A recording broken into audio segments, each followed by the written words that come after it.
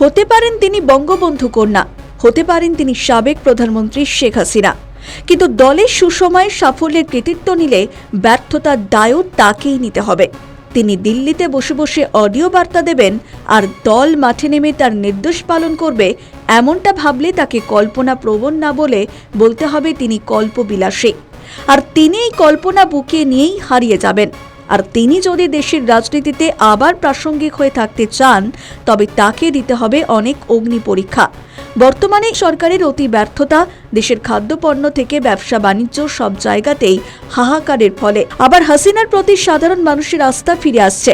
সেই সঙ্গে দ্রুত বদলাচ্ছে ভূ রাজনৈতিক পরিস্থিতি, যেখানে গত 1 বছর ধরে আমেরিকা ভারতের মধ্যে চলছিল অদৃশ্য লড়াই, সেটিও থামতে চলেছে।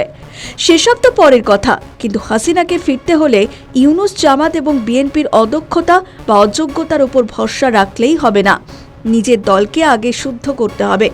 আওয়ামী লীগের নাম করে যে ধরনের চুরি হয়েছে তার উৎস জড়ো থেকে কেটে ফেলতে হবে, কারণ তিনি যাদের শক্ত গাছের গুড়ি হিসাবে ধরে ভাসতে চাইছেন তারা আসলে খড়কুটোও নয়, তারা পচে যাওয়া অঙ্গ, দলের ক্যান্সার।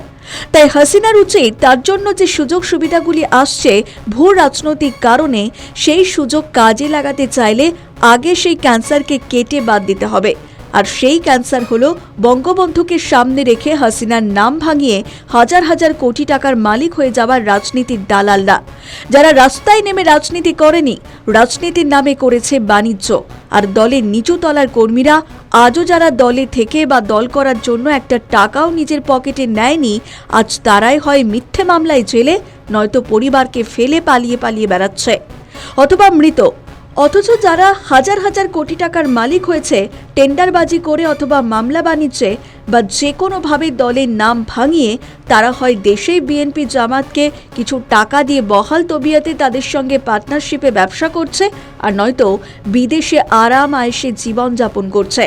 এখন হাসিনার অগ্নি পরীক্ষা হলো তাদের চিহ্নিত করে দলীয়ভাবে ব্যবস্থা নেওয়া, দলীয়ভাবে কিছু সংস্কার করা অতি প্রয়োজন, যেখানে যাদের হাজার হাজার কোটি টাকা আছে আর যারা শুধু তোষামত করে বড় বড় পদ পেয়ে যায়, তাদের সাইডলাইনে রেখে নিচুতলার কর্মীদের বরাবরের জন্য সামনে আনা, গুরুত্বপূর্ণ পদে বসানোর জন্য দলীয় কর্মসূচি নিশ্চিত করা, যারা পথে নেমে দলের জন্য, দলীয় প্রতীকের জন্য নিজের সংসার এবং জীবন বাজি রেখে রাজনীতি করে তাদের সম্মান দেওয়া, যারা কোটি কোটি টাকা আত্মসাৎ করেছে তাদের জরিমানা করে সেই টাকায় এই নিচু স্তরের কর্মীদের পাশে থাকার জন্য একটি ফান্ড তৈরি করা।